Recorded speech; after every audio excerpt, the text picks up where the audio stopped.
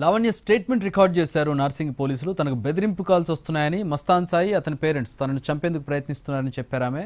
తనకు ప్రాణహాని ఉందని అంటున్న లావణ్యతో మా ప్రతినిధి రాధాకృష్ణ ఫేస్ టు ఫేస్.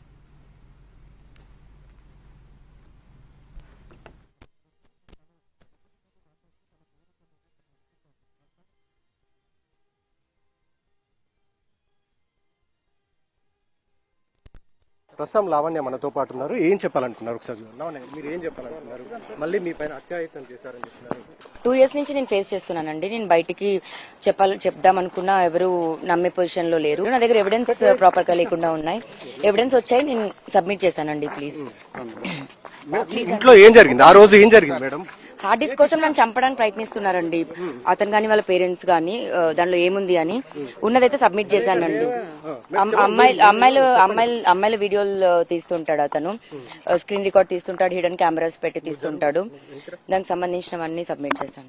ఇది ప్రస్తుతం తను చెప్తూ ఉంది. తనను ఆ రోజు తను ఇంట్లోకి వచ్చాడు, నేరుగా తనను బెదిరించాడు, తనను చంపడానికి ప్రయత్నం చేశాడు అనేది ప్రస్తుతం లావణ్య చెప్తుంది. ఆమెని ప్రస్తుతం పోలీసులు స్టేట్మెంట్ రికార్డ్ చేసిన తర్వాత ఆమెను ప్రస్తుతం ఇక్కడ నుండి పంపిస్తున్నారు.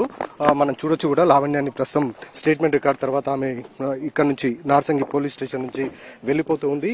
ప్రధానంగా ఈ 31వ తేదీ జనవరి 31వ తేదీ తన ఇంట్లోకి అతను దౌర్జన్యంగా వచ్చాడు.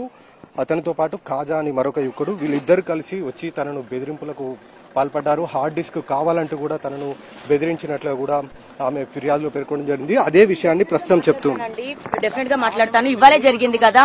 It's very hard for me. నాకు థ్రెటనింగ్ కాల్స్ వస్తున్నాయి. 2 ఏళ్ల క్రితం జరగాల్సిన కేసు ఒకటి, అప్పటి నుంచి కేసు తప్పుదో పట్టించడానికి నా పైన 7 కేసులు ఇవాళకి అవ్వాల్సి వచ్చింది. నేను ఖచ్చితంగా మాట్లాడతానండి. నాకు థ్రెటన్ కాల్స్ వస్తున్నాయి. 1 డే ఆగండి, నేనే వస్తాను బయటికి.